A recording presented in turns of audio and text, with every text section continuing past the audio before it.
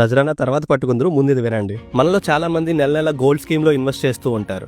అయితే మీరు అలా గోల్డ్ జ్యువెలరీ షాప్స్ కి పే చేసే అమౌంట్ ఎంత వరకు సేఫ్? ఒకవేళ ఆ గోల్డ్ జ్యువెలరీ సంస్థ దివాలా తీస్తే మీరు కట్టిన అమౌంట్ కి రెస్పాన్సిబిలిటీ ఎవరు? సో మొదటిగా ఇలా సేవింగ్స్ ఆర్ డిపాజిట్స్ అంటూ మనీ పూల్ చేసే రైట్ గోల్డ్ జ్యువెలరీ షాప్స్ కి లేదు. అది కేవలం కొన్ని రిజిస్టర్డ్ ఫైనాన్షియల్ ఇన్స్టిట్యూట్స్ కి మాత్రమే ఉంది. మరి గోల్డ్ జ్యువెలరీస్ ఇలా డిపాజిట్స్ ని ఎలా తీసుకుంటున్నాయి? ఇక్కడ బంగారం అనేది ఒక గూడ్ సెల్ చేసే కంపెనీస్ కి 365 రోజుల లోపు ఆ కంపెనీ తీసుకునే అమౌంట్ ని అడ్వాన్స్ అంటారు. సో అఫీషియల్లీ మనం మంత్లీ పే చేసే అమౌంట్ ని అడ్వాన్స్ గా కన్సిడర్ చేస్తూ ఈ గోల్డ్ స్కీమ్ అయితే రన్ చేస్తూ ఉంటారు. అందుకే మీరు గమనిస్తే ఈ గోల్డ్ స్కీమ్ పేమెంట్స్ కూడా 11 నెలల లోపు ఉండేటట్లుగానే డిజైన్ చేస్తారు. అయితే ఇప్పుడు మనం మెయిన్ క్వశ్చన్ కి వద్దాం. ఇలా మనం పే చేసే డిపాజిట్స్ అన్ని completely unregulated and unsecure. So jewellery సంస్థ గానీ ఒక్కసారి దివాలా తీస్తే మీ అమౌంట్ కి ఎవ్వరూ రెస్పాన్సిబుల్ అయితే కాదు. ఇలానే ముంబైలో గుడ్విన్ జ్యువెలరీ అనే సంస్థ దివాలా తీయడంతో దాదాపు 700 క్లయింట్స్ నష్టపోయారు. ఇదొకటే కాదు, సూరత్ కి చెందిన శక్తి జ్యువెలరీస్, ముంబైలో Torres jewelleries and Bengaluru, Chennai, Kerala లాంటి సిటీస్ లో చాలా జ్యువెలరీస్ దివాలా తీసి డిపాజిట్